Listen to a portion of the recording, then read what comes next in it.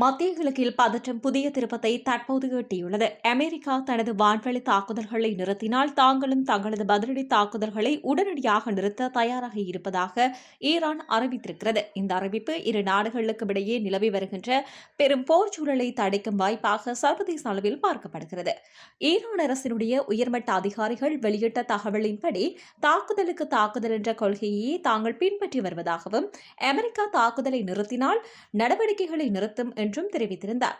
இருப்பினும் அமெரிக்காவினுடைய இந்த இடைநிறுத்தம் நிரந்தரமானதா அல்லது தற்காலிகமானதா என்பது குறித்து தாங்களும் இன்னும் சந்தேகமாக இருப்பதாக அவர்கள் குறிப்பிட்டுள்ளனர்.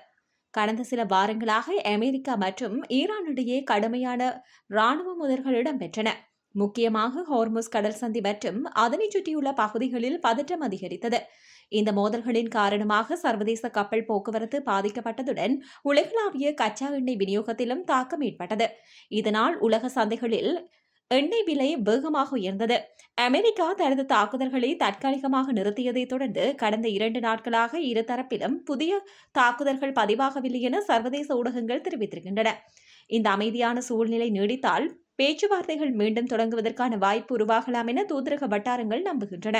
இதற்கிடையில் அமெரிக்க அதிகாரிகள் இந்த இடைநிறுத்தத்தை ஒரு தூதரக வாய்ப்பாக பயன்படுத்த விரும்புவதாக தெரிவித்தனர். ஓமான் உள்ளிட்ட நாடுகள் இருதரப்புக்கும் இடையே சமரச முயற்சிகளில் ஈடுபட்டு வருகின்றன.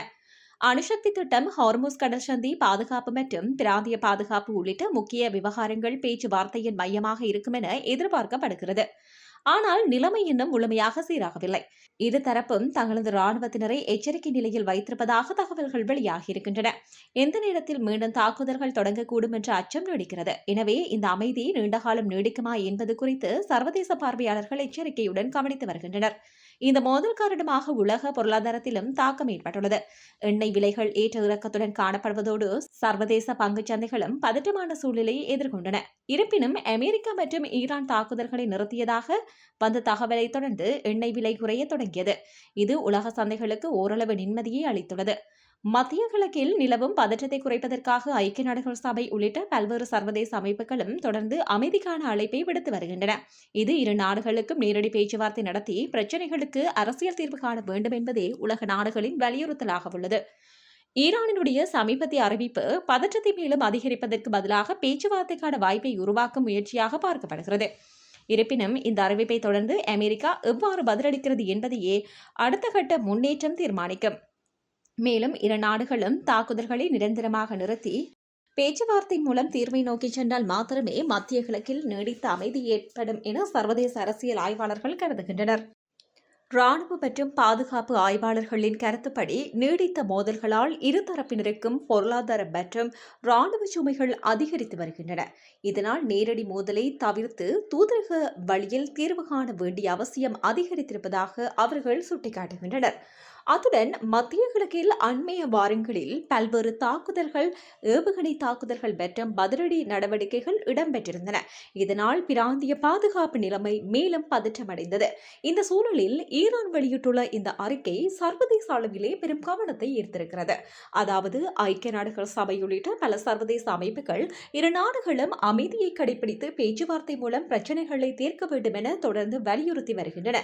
மோதல் மேலும் தீவிரமடைந்தால் அந்த தாக்கம் முழு மத்திய கிழக்கு பிராந்தியத்தையும் மட்டுமல்லாமல் உலகளாவிய எரிசக்தி சந்தை, சர்வதேச வர்த்தகம் மற்றும் உலக பொருளாதாரத்தையும் பாதிக்கக்கூடும் என்ற அச்சமும் நிலவுகிறது.